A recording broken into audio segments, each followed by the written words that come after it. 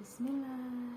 Halo, selamat pagi teman-teman yang non-muslim, yang muslim. Selamat menjalankan aktivitas masing-masing. Assalamualaikum buat kaum mukmin semuanya. Di sini aku ingin mengadakan bincang bintang lah. Jadi bincang. Jadi selama ini ya aku punya banyak teman yang non muslim. Ada Buddha, ada Hindu, ada yang ke rumah, ada yang maksudnya ada yang kita hanya kumpul-kumpul di tempat kerjanya masing-masing. Di sini ketika kita ketemu tidak pernah membahas apa yang menyangkut tentang Islam kenapa begini, Kristiani kenapa begitu, Buddha kenapa begitu.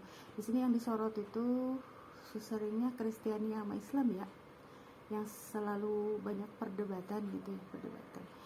Di sini setiap kali kita mengadakan pertemuan itu hanya kasih sayang, saling bantu, kebersamaan, itu aja. Jadi tidak pernah mendebatkan yang lain-lainnya gitu ya. Kalau menurut aku ya, karena aku selalu menonton acara televisi dari ya serba penasaran. Aku tuh tipe orang yang penasaran. Di sini aku seorang mukmin, muslimah sejati gitu. Tapi di sini nilai baik nilai baik yang selalu aku ingin pelajari dalam kehidupan ini ya. Jadi diperoleh ketentraman batin, lahir batin ya.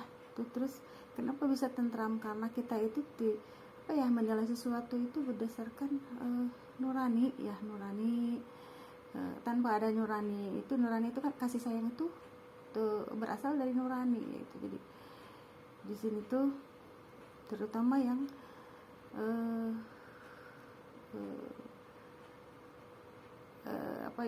yang aku lakukan pada yang non muslim. Di sini yang menjadi gaduh kalau yang buat gaduh semua hubungan yang didasari adanya ilmu maksudnya semua hubungan maupun yang muslim maupun yang non muslim, kalau sudah ada kekuatan kayak kekuatan magis gitu ya, kayak mempengaruhi semua hubungan. Jadi kacaunya hubungan itu karena adanya, kalau dalam jualan mah ada penglaris gitulah gitu. Kalau jadi bukan kayak kalau aku terangkan. Jadi itu ya, magis itu yang menghancurkan semua tatanan itu. Jadi orang-orang berbuat sesuatu tuh tanpa sadar gitu. Mungkin di sini mungkin setan iblis itu yang mengganggu semua tatanan kehidupan gitu. Di sini itu bukan koridor aku untuk menjelaskan tentang banyak, maksudnya dulu, kenapa Islam begini, kenapa Kristen begini ya teman-teman aku. Karena pada suatu saat nanti akan ada seseorang ya, berarti seseorang itu bisa orang besar lah ya, yang akan menjelaskan dan membuat kita itu damai gitu. Jadi tidak ada perdebatan ya. Jadi tugas kita sekarang ini, apalagi di akhir zaman ini, menciptakan suasana kalau aku mah tenang, tentram batin masing-masing. Jadi kita fokus ibadah sesuai dengan keyakinan masing-masing, sesuai dengan ajaran masing-masing. Jadi jangan banyak pertanyaan kenapa begini begitu. Dunia ini sudah tidak akan lama lagi, jadi jangan kita memperdebatkan sesuatu yang tidak harus diperdebatkan gitu. Kalau menurut aku ya, aku kan bukan penceramah, bukan pendakwah ya, mohon maaf ya. Aku hanya seseorang yang menjunjung tinggi toleransi ya, toleransi antar umat beragama. Jadi di sini itu di negara Indonesia khususnya punya kebebasan, demokratis ya, negara yang demokratis, kebebasan, dan punya Kalau dibilang kebebasan yang demokratis itu gini, kalau mau beribadah di tempat gereja gitu, mau dengan cara ibadahnya masing-masing ya dikasih kebebasan gitu, misalkan dengan ada suara tinggi gitu ya bebas lah, seperti aku aja bersolawat gitu kan, itu udah inian masing-masing gitu. Aku tuh tiap hari nyeretel morotal gitu, dan nggak ada yang merasa terganggu. Samping aku yang non muslim misalkan di sana ya, di tempat yang baru, mereka itu menghormati banget aku menyetel morotal kencang gitu, tapi kenceng juga maksudnya dalam dalam apa ya, porsi sesuai gitu. Kalau itu sesuai dengan porsinya ya, terlalu kenceng juga kali morotal, terus salawatan gitu kan. Aku harus selalu bawa tip, kalau enggak handphone yang standby morotal itu buat kalau fungsinya buat aku ya, buat ngebersihin kayak dari pikiran-pikiran kotor ya, pikiran kotor. Kalau pikiran kotor tuh kita mau mikirkan apa, kita mau bergibah jadinya nggak jadi gitu. Jadi yang adanya kebaikan. Itu yang aku rasain ya, ini mah berbagi sering sama saudara semukmin ya. Nah, akhir zaman ini morotal itu membuat jiwa aku damai gitu, tenang, tentram gitu. Bahkan mungkin ada teman yang non muslim juga, boleh ya mendengarkan, nggak masalah gitu. Seperti aku lewat gereja tuh, lewat gereja dulu zaman SMP, aku dengerin gitu caranya ini gitu. Tapi kita tidak ini ya, kita punya keyakinan masing-masing, kita itu sebatas apa ya, jadinya sebenarnya hidup ini tuh itu ya, beragam hayati, itulah Indonesia ya. Indonesia itu punya keberagaman hayati. Itu tercermin di situ tuh. Di mana ya? Taman Mini ya. Taman Mini itu kan ada apa ya, tempat-tempat apa ya, ibadah ya yang berbeda-beda setiap agama tuh. Benar nggak sih? Tuh jadinya di situ saling menghormati, menghargai. Tapi di sini tuh akhir zaman itu ya memang banyak kekacauan, dan kekacauan itu hanya dilakukan oleh orang-orang yang mengambil manfaat keadaan gitu ya. Kalau menurut aku ya, pengkajian. Aku kan seorang perawat, jadi mengkaji apa sih? Mengkaji itu bukan hanya ke pasien, tetapi ke dalam suasana kondisi yang terjadi tuh kenapa jadi carut marut gitulah.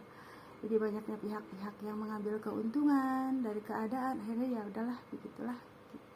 Jadinya kedamaian itu tidak didapatkan lagi akhir zaman ini ya, gitulah intinya.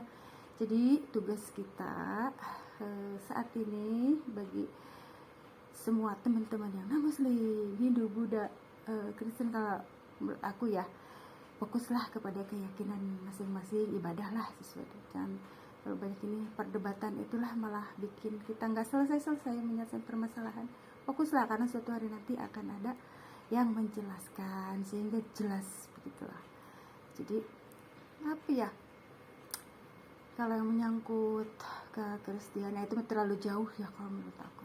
Soalnya aku hanya mendengar cerita tentang Prabu Siliwangi. Prabu Siliwangi itu katanya moksa, ada istilah moksa itu karena keilmuan, mungkin keilmuan halimun ya, seperti halimunan gitu, jadinya tidak terlihat oleh banyak orang, dan mungkin ada di suatu tempat, dan suatu masa dia akan keluar, mungkin tidak terlihat, membantu keturunannya gitu untuk hal-hal yang besar gitu. Jadi ada istilah moksa, mungkin kayak Nabi Isa juga. Nabi Isa kan di Kristiani ya, diangkat ke langit ya. Jadi suatu hari nanti pasti Nabi Isa itu keluar, dan itu sudah kepastian ya. Nabi Isa itu keluar, tapi kita tidak tahu kapan waktunya. Hanya saja yang pasti Nabi Isa itu keluar dan dia itu keluarnya itu ini ya, di Damaskus kalau menurut aku ya. Menurut sejarah tuh. Dan aku pun berasumsi seperti itu ya. Pokoknya guru-guru besar dan sejarah yang aku dengar tuh seperti itu. Jadi turunnya di Damaskus, yang masjid putih itu bukan ya? benar enggak ya guru-guru besar, mohon maaf jika aku salah ucap ya, karena aku tuh selalu mendengarkan ceramah, menyimak atau apa ya, terus kita juga tidak apa ya, yang penting mah kita berbuat baik saja dah. Sekarang berbuat baik dan berbuat baik, nanti sosok yang kita tunggu itu semuanya tuh akan keluar dengan sendirinya. Mau sosok yang baik, mau sosok yang jahat. Gini kan di akhir zaman ini kan ada Imam Mahdi, ada Dajjal, terus apa Ya'juj dan Ma'juj, itu periode-periode itu akan keluar semuanya. Seperti wabah corona, mau tidak mau kita harus menghadapi wabah corona. Aku tuh sedih ya. Oh ya, jadinya kita nggak bisa leluasa ketemu di sekolahan sama semua teman-teman yang muslim dan non muslim karena wabah corona. Terus musim kemarau ini semuanya juga kesulitan, nanti pangan. Aku tuh sedih. Aku yang ada dalam pikiran aku bukan hanya memikirkan ya nanti kita kelaparan yang muslim aja, aku memikirkan yang non muslim, teman-teman aku semua yang non muslim, Hindu, Buddha, Kristen gitu ya. Kalau ada makanan aku bagi, aku selalu berbagi semuanya, tidak terkecuali aku bagiin, karena aku dikelilingi dari dulu sampai sekarang ini sama non muslim, teman-teman non muslim. Bahkan aku juga dibantu sama umat Kristiani nih. Di saat kesulitan aku dibantu sama umat Kristiani. Nah, dan di sini aku sangat menyayangi ya anak-anak dari umat Kristiani itu. Kristiani di sini itu ada juga paham Kristiani yang dicampur dengan apa ya, kalau aku bilang jadi nggak murni Kristiani ya, itu mungkin ada ajaran nggak tahu lah, yang mungkin itu yang agak ini ya. Kalau setahu aku di Indonesia itu tidak ada ya, alhamdulillah. Jadi murni ya, murni lah gitu. Kalau di yang lain mungkin ada Kristiani yang ada campurannya, kalau kita mau kekuatan apa ya nggak tahu lah gitu. Jadi aku berharap yang di Indonesia mah ya baik-baik sajalah semuanya, tidak ada apa ya, jadinya gimana ya. Aku tuh sangat menyayangi anak-anak yang non muslim itu, Golbert, Obed, Natasha, Ocha, terus siapa lagi ya yang suka ke rumah tuh. Ocha tuh sekarang udah kuliah ya, deh kangen banget. Kalau udah ada Ocha tuh rame banget, anaknya agak tomboy ya dia tuh. Kesayangan aku tuh Ocha tuh kalau kesini ya Ocha, terus kemarin Natasha, terus Golbert. Kalau sebenarnya Golbert aku suka baca di Golbert. Kalau udah pulang tuh punya uang jajan gak, karena kemarin aku bilang si Obet nggak ketemu ya, muslim nggak ketemu, gimana ya anak sayang, aku bener-bener sayang banget. Nggak tahu ya, aneh, aku tuh lebih menyayangi mereka gitu ya. Cuma di sini yang aku khawatirkan tuh ada jenis apa ya yang aku ini tuh Kristiani mungkin di negara lain apa gimana lah, pokoknya yang dicampur, sehingga kekhawatiran mungkin dicampur paham Yahudi apa gimana ya, aku juga nggak ngerti. Jadi rasa aku tuh ini tuh Kristiani murni apa gimana ya, karena mungkin Kristiani itu bener nggak sih, coba teman-teman semua tuh, aku tuh jadi ada khawatir gitu kalau ini tuh, karena ada gimana ya, aku juga nggak ngerti lah pokoknya. Yang ada di Indonesia sih alhamdulillah sih semuanya murni ya Kristen, yang tidak ada apa kalau dalam itu mah ya apa ya. Kalau Islam juga kan ada Islam apa ya, berbeda itu ya, madhab Islam itu berbeda madhab. Ada Islam kejawen. Nah di sini kan kejawen ada isian tuh, ada dalamnya ilmu leluhur. Nah kalau tidak kurang bisa membawanya, bisa ya udah itu mah gitu ya. Itu ada Islam yang akhir zaman ini ya rahmatan lil alamin. Tuh rahmatan lil alamin tuh yang mengajarkan budi baik, akhlak ya, yang lebih memperbaiki akhlak budi baik kan menurut aku. Karena Nabi Muhammad itu kan sosok yang rahmatan lil alamin, dan tampaknya akhir zaman ini yang dibutuhkan sama kita tuh itu gitu, keyakinan seperti itu. Dan kita harus belajar dari para guru-guru besar yang mengajarkan gitu. Jadi semuanya gitu. Jadi kan ada madhab Muhammadiyah, Nahdlatul Ulama gitu ya. Di Islam itu maksudnya banyak madhabnya gitu. Nah kalau di Kristiani itu ada mungkin ada yang kayak gimana lah gitu ya, nggak ngerti. Itu yang penting kita memohon perlindungan kebaikan dunia dan akhirat dan selamat dunia dan akhirat gitu. Pokoknya kita selalu menjaga ukhuwah antar sesama manusia, dan ukhuwah antara mukmin dan gini loh. Tetapi ada golongan mukmin juga yang katanya mukmin tetapi mereka itu mengutamakan ke ilmu-ilmu klinik, yang itu yang bikin semuanya tuh kacau ya. Jadi menggunakan perdukunan, jadinya ya itulah aku juga menjaga jarak ya. Dan aku tanya kepada teman aku yang Kristiani, Anda senang nggak misalkan berteman dengan orang yang menggunakan ilmu-ilmu perdukunan? Tidak, aku juga tidak senang katanya gitu.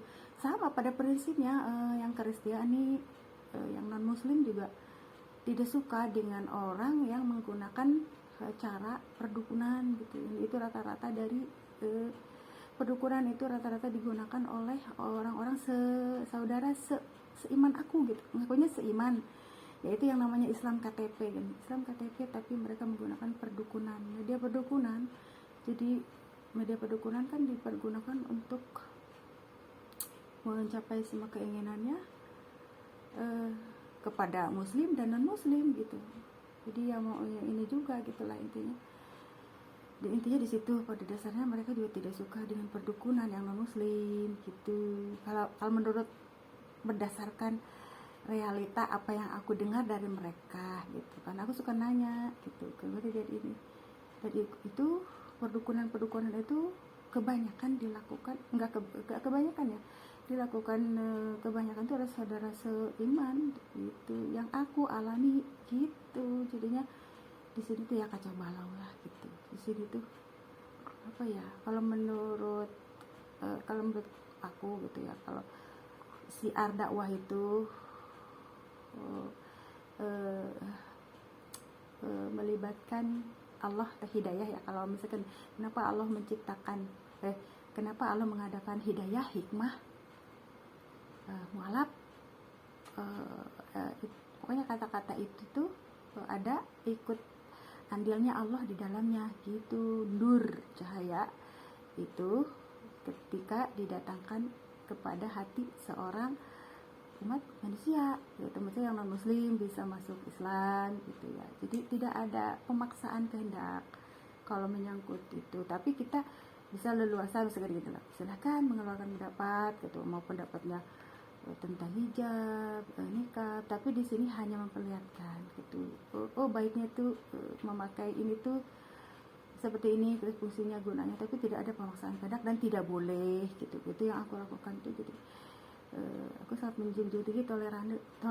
Kalaupun aku joget-joget di TikTok itu mohon maaf ya teman-teman YouTube semua, untuk menghibur semuanya. Ada keadaan sulit seperti ini harus tetap ceria. Pada aku juga di saat aku menangis, aku tetap memberikan senyuman gitu. Di saat aku mengeluarkan air mata, aku berusaha mengeluarkan tawa gitu. Di saat aku menahan rasa sakit, aku berusaha menolong orang. Di saat aku tidak bisa melangkah, aku berusaha menuntun orang. Itu yang aku lakukan waktu umroh itu.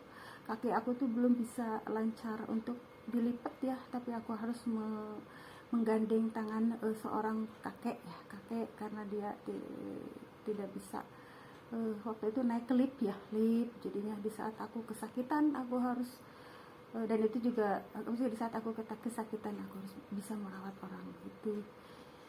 Jadi itu aku harmonisasi dengan tugas aku sebagai seorang perawat dan penasehat kebaikan, saling menasihati dalam kebaikan gitu. Jadi kenapa hidup ini sudah carut marut? Karena tidak adanya keharmonisan antar semua sistem dan ekosistem hidup. Kalau kita belajar biologi kan, setiap ekosistem, setiap lingkungan itu kan ada ekosistemnya, dari udara, darat, laut,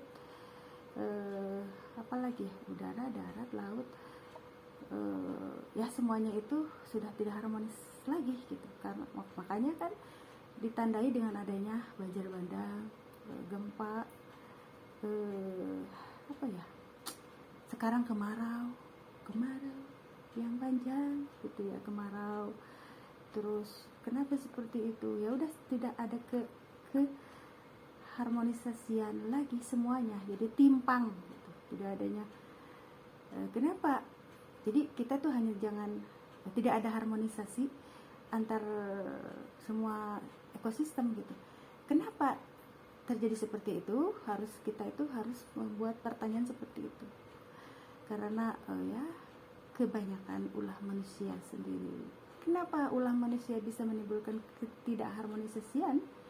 Itu karena sifat manusia yang serakah gitu. Serakahnya kan umum luas gitu ya. Ada yang sampai mengguduli hutan, ada yang sampai ya gitu. Kenapa sampai serakah itu sifat manusia? Karena mereka punya penyakit hati gitu. Penyakit hati itu yang bisa menerangkan guru-guru besar. Penyakit hati itu apa aja sih? Ubud dunia, iri hati, hasad, dengki, gini, ubud dunia lah gitu, ubud dunia gitu ya. Jadi apa ya, nah apa-apa itu karena keduniaan, jadi mereka sampai menggunduli hutan, hewan juga ya pokoknya gitulah intinya di situ. Terus sekarang tidak harmonisasi dari perilaku. Nah, kenapa banyak yang antara teman banyak yang kayak ya gitulah, hanya karena sedikit jadi besar permasalahan. Jadi banyaknya kekejian gitu karena ada penyakit hati, iri hati, hasad, dengki, tidak bisa melihat kemajuan dari teman sendiri. Nah di sini tugas aku tuh selalu ingin memajukan antar teman gitu ya. Jadi apa ya, aku juga harus rela berkorban tuh gini ya. Banyak sekali kondisi seperti ini, misalkan ada itu risiko ya kalau aku mengadakan baju, ada 1-2 orang yang tidak bisa bayar, ya udah ikhlasin lah itu. Berarti di sini hikmahnya aku harus melakukan pembebasan hutang gitu ya, hutang piutang kepada orang-orang yang sebenarnya kadang mereka juga sebenarnya kurang istiqomah. Ada juga yang benar-benar tidak mampu gitu ya. Pokoknya intinya kita udah deh, biarin aja, rezeki itu tidak akan kemana gitu, akan kita dapatkan kembali dan yang lebih baik, insya Allah yang lebih baik gitu. Di sini berarti emang ada dari ceritanya dari zaman dulu ya, kalau para sahabat Nabi juga kan melakukan pembebasan hamba sahaya, pembebasan utang piutang. Jadi di situ, jadi aku dituntun untuk ya udah melakukan seperti itulah, karena sekarang akhir zaman itu tidak konsekuenan gitu. Tapi alhamdulillah, syukurillah aku lancar semuanya ya gitu, alhamdulillah. Pokoknya hal-hal yang sepele dibikin simple, hal-hal yang besar dibikin sesimpel mungkin gitulah gitu. Jadi intinya itulah untuk yang memberikan aku kedamaian tuh ya gitu. Apapun perlakuan orang padaku gitu, dan aku berusaha untuk tidak terkontaminasi sama mereka gitu. Aku tuh punya sifat cuek gitu.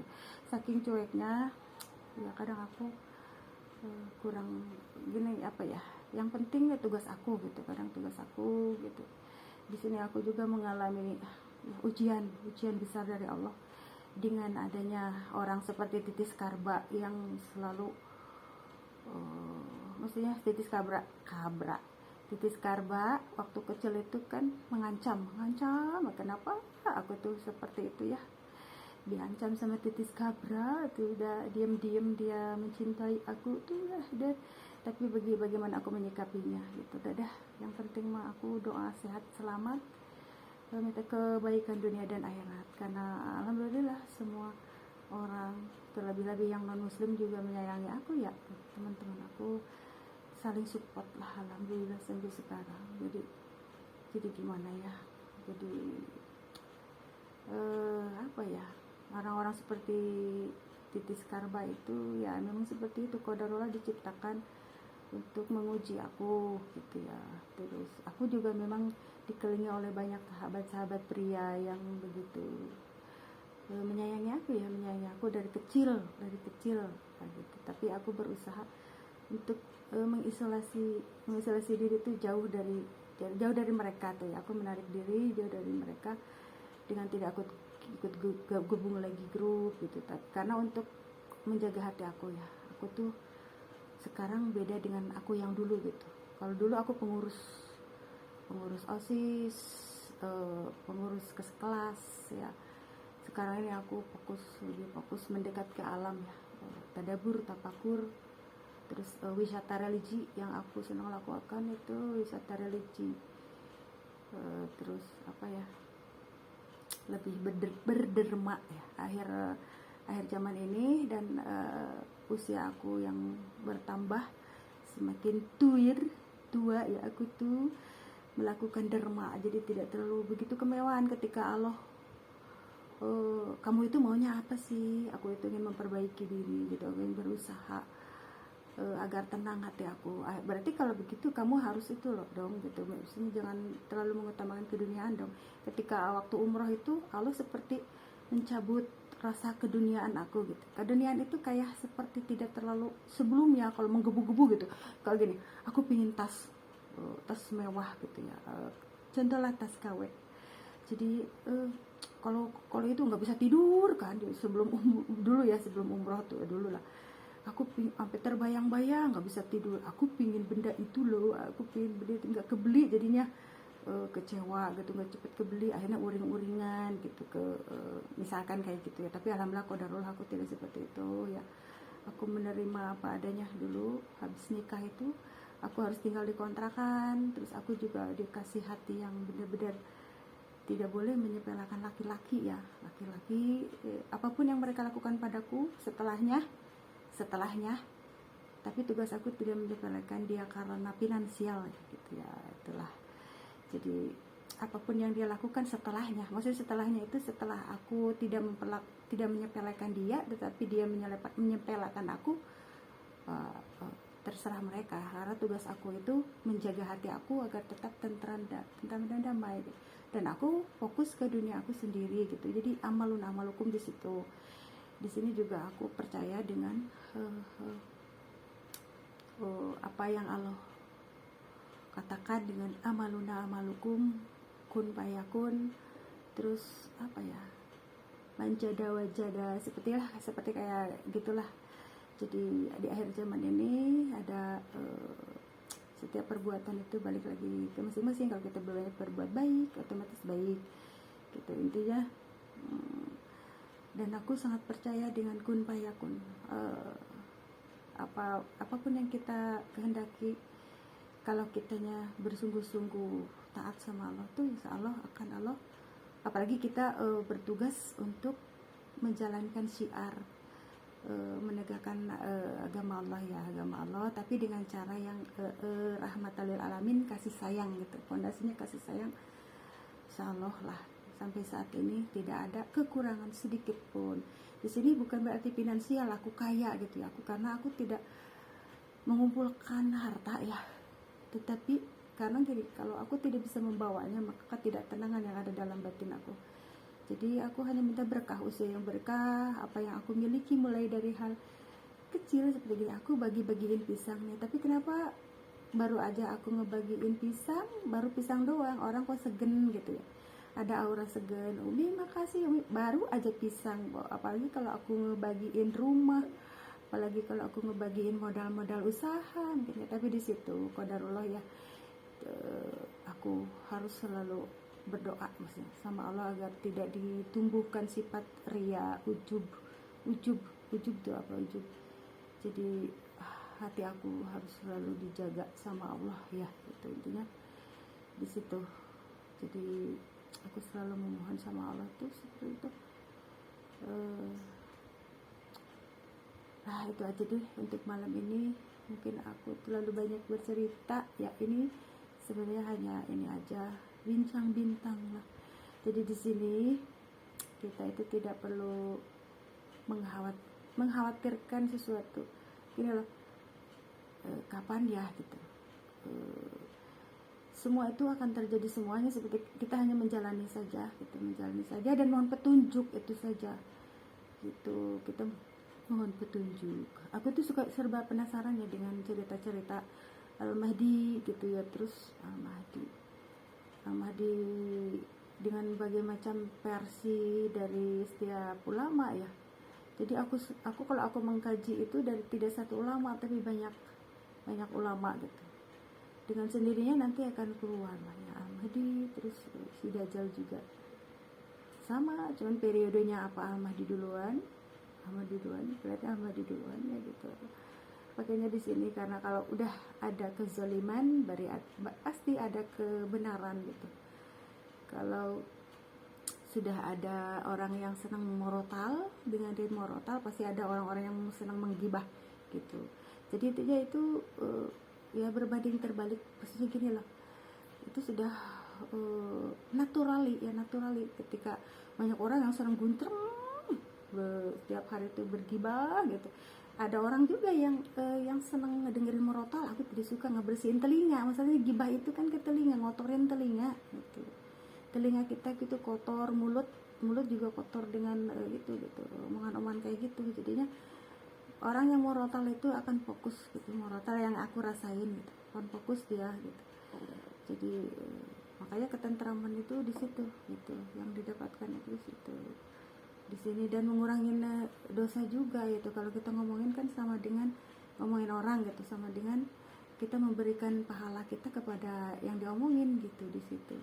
Dan rugi besar gitu yang aku rasakan ya gitu. Aku kan bukan pendakwah, aku tuh hanya seorang perawat yang senang mengkaji dan berbagi makna hidup untuk saling memperbaiki, saling mengingatkan dalam kebaikan ya. Ibu-ibu biasanya kalau yang banyak bergibah itu kan ibu-ibu gitu. Si Umi mah kan di dalam terus fokus, iya aku kreativitas di dalam, daripada aku juga kalau ikut kumpul aku hanya waktu-waktu tertentu gitu, tidak harus kumpul semuanya harus kayak gini. Aku ikut arisan tapi aku hanya bayar. Terus ketika kumpul dari waktu zaman TK itu kumpul bareng-bareng, makan di luar, aku pertama menghormati yang di rumah itu, jadi aku tidak pernah jarang gitu, tapi aku ikut seneng gitu. Ya mah aku ikut seneng gitu. Jadi susah memang mengajak aku tuh susah. Aku punya dunia sendiri dari mulai anak-anak kecil gitu. Kecil tuh aku ikut arisan tapi tidak suka hura-hura, apalagi makan kayak gimana ya, kayak kalau menurut aku tuh waktu itu berharga gitu ya. Bukannya tidak boleh ya sosialita apa sosial, tidak, karena aku juga pengurus gitu.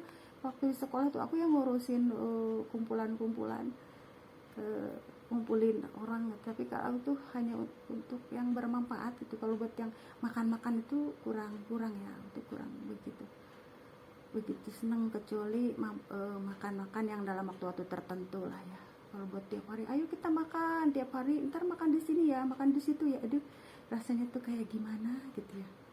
Jadinya sudahlah, tapi aku menghormati mereka ya yang punya kehidupan seperti itu, menghormati mereka, karena aku mah punya fokus menenteramkan diri sendiri gitu ya. Tapi bukan berarti aku senang menyendiri, tidak juga. Aku juga kalau udah gabung paling rame, paling heboh. Kalau udah ngobrol aku tidak bisa berhenti gitu ya. Sampai gini, si Umi kalau udah ngobrol sama si Umi mah kalau udah bercerita udah panjang lebar deh gitu ya. Kalau susah berhentinya gitu. Kalau udah sekali ngobrol sama temen itu udah lama, udah senang banget gitu. Di situ jadinya seperti menyendiri tapi aku bersosialisasi gitu, seperti ya gitulah. Jadi intinya apa ya, menjaga hati aku tidak mau terkontaminasi oleh ya gitulah intinya, oleh hal-hal yang menurut aku itu tidak bermanfaat ya. Di sini aku lebih fokus melakukan hal-hal yang bermanfaat, karena di sini tuh apa ya, khususnya kan di lingkungan aku banyak pendatang ya, banyak para pendatang dulu. Terus aku juga bukannya angkuh apa sombong gitu kalau gini, Umi kalau ada bansos gitu, bansos ya, kalau saya suka bilang ke Pak Haji, kalau ada bansos utamakan yang tetangga, yang para pendatang, itu dari dulu ya. Jadi aku mah nggak pernah menerima, maksudnya nggak pernah gitu, karena bukan nggak pernah gini loh, maksudnya selalu menyerahkan buat orang-orang yang membutuhkan, karena aku mah insya Allah aku mah bisa dengan nanam kangkung, nanam singkong, nanam yang ada yang harus ditanam masih bisa makan gitu. Utamakan yang para pendatang itu kan lebih ya, lebih membutuhkan, karena aku mah alhamdulillah qadarullah ketika ke Bekasi itu ya dicepetin punya rumah gitu ya, alhamdulillah gitu. Kalau tapi tidak bermaksud aku menyepelekan, tidak, karena aku juga senang tinggal di rumah petak, senang gitu ya. Jadi di sini apa ya, kalau menurut aku tuh bagaimana kita bisa menanamkan rasa syukur dalam hati ya. Seperti aku di ruko kan dengan di rumah tingkat, apa bedanya? Yang membeda itu rasa syukur gitu. Aku selalu membuat ruko yang ruangannya segitu gitu, dibikin enak. Bagaimana menciptakan ruangan biar enak, kitanya nyaman gitu. Sama dengan rumah yang tingkat, rumah di sini yang tingkat gitu. Jadi bagaimana kita bisa menciptakan keadaan gitu ya di situ. Dan di sini ucapan rasa syukur di lidah, rasa syukur di perbuatan, dan amal dibuktikan dengan amal perbuatan gitu. Jadi bukan hanya di lidah ya, alhamdulillah, tapi ternyata tidak mensyukuri. Banyak yang orang juga membaca Quran ya, banyak baca Quran, tapi pada kenyataannya gitu, tapi tidak menyurutkan yang baca Quran juga tetap gitu. Jadi realisasinya itu tidak apa ya, tidak koheren, jadi inkoheren. Kalau ini inkoheren tuh apa ya, kalau istilah medis itu ada koheren nyambung, inkoheren tidak nyambung. Kalau istilah medis itu kan ribet ya, orang awam jadi bisa mengerti. Jadi koheren udah gak sih, koheren dan inkoheren gitu. Jadi disitulah, jadi intinya menilai hidup itu bagaimana kita bisa menyikapi berdasarkan kegunaan dan fungsinya. Itulah intinya, ibu-ibu, bapak-bapak semuanya, sahabat aku yang satu visi misi. Halo pas ada akhir zaman, aku kalau sudah ngobrol ngecebrak mulu ya. Itu ngecebrak tuh bahasa Sunda tuh, jadi bahasa Sunda. Jadi memang di akhir zaman ini aku harus mengucapkan kalimat-kalimat yang apa ya, bernilai guna dan bernilai guna dan berdaya guna untuk saling mengingatkan dalam kebaikan gitu. Dan aku pun mohon diingatkan apa yang salah dengan aku gitu. Senang banget aku kalau udah begitu. Jadi jangan diam saja gitu kalau kayak gini mah. Aku lupa namanya, aku manusia juga kan lupa. Pak Guru, Bu Guru itu ingatkan aku kan lupa. Aku tuh banyak kan, mereka tidak tahu kan aku ada hilap, ada bukan abai ya, karena aku 3 bulan ini dihadapkan banyak problema yang besar, sehingga aku terus belum lagi urusan rumah, terus urusan apa ya, aku tidak pernah lalai apalagi urusan sekolah ya. Tapi aku baru tahu ya, karena berarti di sini aku ini bukan makhluk yang sempurna, aku tuh manusia biasa gitu. Jadi ada, kalau nilai mah tidak bisa 100%, tetapi tetap kurang gitu. Jadi 100%. Makanya aku kan senang Asmaul Husna 99 tidak genap 100%, karena aku sayang 1% itu manusia biasa itu. Jadi aku tuh senang angka 99 gitu. Ke 100 ya aku manusia biasa lalai gitu. 99 itu Asmaul Husna ya, aku senang banget itu sama Asmaul Husna itu. Nah aku kan gini, kita itu manusia biasa, ada lalainya gitu, ada kesalahan, ada hilaf, bisa juga disengaja atau tidak disengaja. Jadi karena terlalu banyak semua urusan, aku yang handle semuanya, urusan sampai ke urusan maksudnya semua hal yang kewajiban aku ya, semuanya ku handle. Akhirnya ya Allah gitu, terus belum dihadapin dengan masalah dari orang-orang yang membutuhkan nasihat. Karena banyak, ada beberapa orang juga, Umi gimana, maksudnya sekarang ini ada juga temen yang lagi sakit, dan di sini tugas aku sebagai perawat juga harus berfungsi di sini. Aku harus konseling sama biar si mama itu tetap semangat. Dan alhamdulillah ya, jadi yang dulu pertama sakitnya pertama udah sembuh, sekarang dia kambuh penyakit yang lain. Jadi aku mau mengajak bersua lagi sama dia gitu, biar semangat menempuh hidupnya gitu. Jadi di sini banyak, jadi aku Bu Guru, Pak Guru, aku tuh menjalankan fungsi sebagai perawat, sebagai ibu, sebagai penasihat kebaikan, terus aku membuat konten video yang bermanfaat juga banyak sekali ya, terus ngurusin semua urusan anak-anak 1, 2, 3 sampai detail, sampai semuanya sudah selesai gitu. Jadi tapi ada satu lagi gitu ya, kemarin aku sempat aku baru ngecek ya gitu ya, ada satu yang belum ini ke ibu guru kemarin tuh ya, aku mohon maaf lahir batin gitu ya, urusan sekolah ada baru ketahuan. Kenapa kadang gitu, kenapa Bu Guru nggak bilang sama aku gitu. Bu Gurunya pada diam baik gitu, nggak enak, sungkan lah. Saya mah paling senang kalau udah ada masukan, kritik itu, kalau ada kritikan itu sifatnya membangun bagi aku ya. Jadi buat aku memperbaiki lebih baik gitu ya. Jadi lebih apa, kalau kita mah lebih baik lagi gitu. Tapi di sini yang namanya manusia tetap berbalik lagi.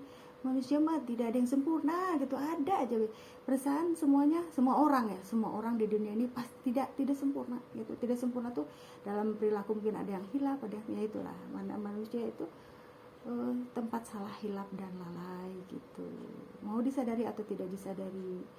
Berarti disitulah sifat manusia. Jadi semua orang tuh tidak ada yang sempurna manusia, cuma kelebihannya itu punya akal, budi pekerti, itu manusia. Kalau hewan kan enggak, hewan tuh mereka tuh taunya makan terus, ya udah gitu aja perbedaannya. Itu tumbuhan ya tumbuh. Sekarang ini tumbuhan kekurangan air, jadi tidak bisa tumbuh tidak bisa tumbuh semestinya. Tapi kita mau bagaimana lagi, periodenya udah seperti ini, tidak bisa ada yang saling menyalahkan. Jadinya memang kita harus di sini otak kita yang harus berpikir, karena kita manusia ya, dikasih otak. Masa musim kemarau tidak melakukan apa-apa, berbuat dong gitu. Jadi di sini kita itu dituntun untuk sekarang lah perjuangan yang sebenarnya berjuang. Jadi ilmu kita itu harus dipergunakan ya teman-teman semua. Sekarang tuh musim kemarau, kita harus berpikir agar kita bagaimana bisa bertahan hidup. Nah itu dia visi misi ke depan ini, bagaimana kita bisa bertahan hidup gitu. Di sini talenta bakat ya, yang kita butuhkan dari generasi muda ke depan gitu. Bukan mungkin karena banyaknya pengangguran ya, sekarang hanya keberuntungan.